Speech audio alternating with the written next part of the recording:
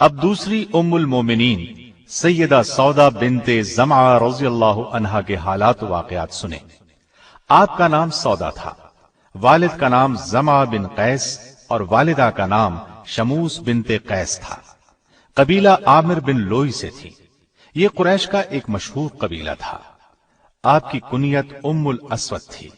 نبی اکرم صلی اللہ علیہ وسلم کے عقد میں آنے سے پہلے سکران بن عمرو عامری کے نکاح میں تھی۔ سکران ان کے والد کے چچا زاد بھائی تھے۔ ابتدا ہی میں مسلمان ہوئی۔ ان کے شوہر نے بھی اسلام قبول کیا۔ حبشہ کی پہلی ہجرت کے وقت بھی دونوں مکے میں رہ کر کفار کی سختیاں برداشت کرتے رہے۔ کفار کا ظلم حد سے بڑھا تو حبشہ کی طرف دوسری ہجرت میں یہ دونوں بھی شریک تھے۔ کئی برس گزرنے پر جب یہ مکہ آئے تو سکران انتقال کر گئے۔ سکران کے انتقال کے بعد رسول اللہ صلی اللہ علیہ وسلم نے ان سے نکاح فرمایا۔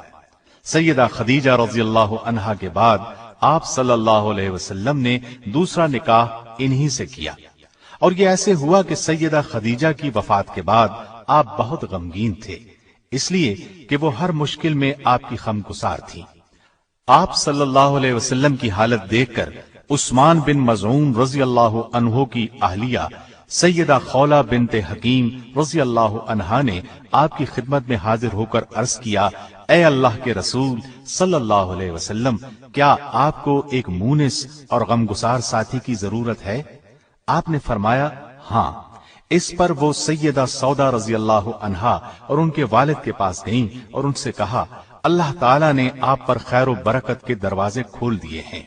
انہوں نے پوچھا وہ کیسے؟ سیدہ خولہ نے کہا، مجھے رسول اللہ صلی اللہ علیہ وسلم نے آپ کی طرف بھیجا ہے، میں آپ صلی اللہ علیہ وسلم کی طرف سے شادی کا پیغام لائی ہوں۔ سیدہ سودا رضی اللہ عنہا نے فرمایا، مجھے منظور ہے، لیکن آپ میرے والد سے بات کر لیں۔ جب ان سے بات ہوئی تو انہوں نے بھی کوئی اعتراض نہ کیا۔ اس طرح یہ نکاح ہوا۔ 400 درہم حق مہر مقرر ہوا۔ یہاں میں یہ وضاحت کر دوں، بعض علماء نے لکھا ہے کہ سیدہ سودا سے پہلے آپ صلی اللہ علیہ وسلم نے سیدہ عائشہ رضی اللہ عنہا سے نکاح کیا تھا۔ حافظ ابن کثیر نے اسی کو صحیح کہا ہے، لیکن بہت سے دوسرے مورخین اور علماء کا قول ہے کہ دوسرا نکاح سیدہ سودا رضی اللہ عنہا سے ہوا تھا۔ سیدہ سودا رضی اللہ عنہا کے مکمل حالات کتابوں میں زیادہ نہیں ملتے۔ نبوت کے 13ویں سال نبی کریم صلی اللہ علیہ وسلم نے ہجرت فرمائی اور مدینے تشریف لے گئے۔ وہاں سے آپ نے زید بن حارثہ رضی اللہ عنہ کو مکہ مکرمہ بھیجا تاکہ وہ سیدہ سودا اور دوسرے اہل خانہ کو مدینے لے آئیں۔ ان کے آنے سے پہلے ہی آپ صلی اللہ علیہ وسلم نے ان کے لیے رہائش کا بندوبست کر دیا۔ 10 ہجری میں رسول اللہ صلی اللہ علیہ وسلم نے حج کیا۔ اس موقع پر سیدہ سودا رضی اللہ عنہا بھی ساتھ تھیں۔ سیدہ چونکہ قدرے بھاری بھرکم تھیں، آہستہ چلتی تھیں، اس لیے انہوں نے نبی کریم صلی اللہ علیہ وسلم سے اجازت چاہی کہ انہیں مزدلفہ کی طرف پہلے روانہ ہونے کی اجازت دی جائے۔ آپ صلی اللہ علیہ وسلم نے اجازت دے دی، چنانچہ وہ سب لوگوں سے پہلے ہی مزدلفہ روانہ ہو گئیں۔ انہیں بھیڑ میں چلنے سے تکلیف ہوتی تھی۔ ایک مرتبہ ازواج مطہرات بارگاہ رسالت میں بیٹھی تھیں۔ ایسے میں کسی نے پوچھا، اے اللہ کے رسول صلی اللہ علیہ وسلم، ہم میں سے سب سے پہلے کون مرے گا؟ آپ صلی اللہ علیہ وسلم نے فرمایا، جس کے ہاتھ لمبے ہوں گے۔ ازواج مطہرات نے اس بات کے ظاہری معنی لیے اور آپس میں ہاتھ ناپنے لگی۔ سب سے بڑا اور لمبا ہاتھ سیدہ سودا کا تھا، لیکن جب سب سے پہلے سیدہ زینب رضی اللہ عنہا کا انتقال ہوا تو انہیں معلوم ہوا کہ ہاتھ کی لمبائی سے آپ صلی اللہ علیہ وسلم کا مقصد سخاوت اور فیاضی تھا۔ طبقات ابن سعد کی روایت کے مطابق آپ کا انتقال خلافت امیر معاویہ رضی اللہ عنہ کے دور میں ہوا۔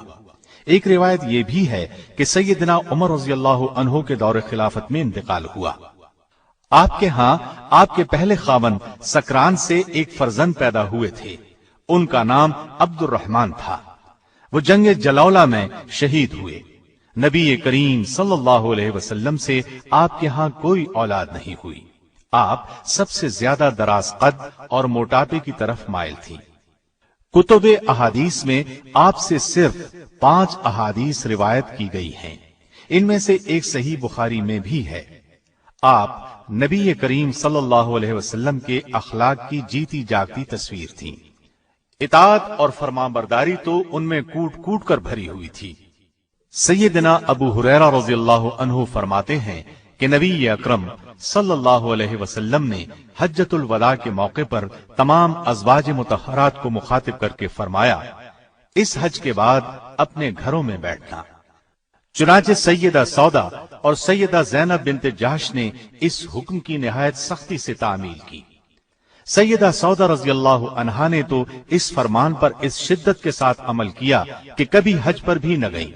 फरमाया करती थी, मैं हज और उम्रा दोनों कर चुकी हूं और अब रसूलुल्लाह सल्लल्लाहु अलैहि वसल्लम के हुक्म के मुताबिक घर से न निकलूंगी। सैयदा सौदा रज़ियल्लाहु अन्हा हद दर्जे सखी थी। इस सिफ्त में भी आपका खास मकाम है। दिरहम और दीनार से उन्हें कोई मोहब्बत नहीं थी, अल्लाह के रास्ते में खर्च कर देती थी। एक मर्तबा सैयदना उमर रज़ियल्लाहु अन्हु ने सैयदा की खिदमत में दिरहमों की भरी एक थैली भेजी।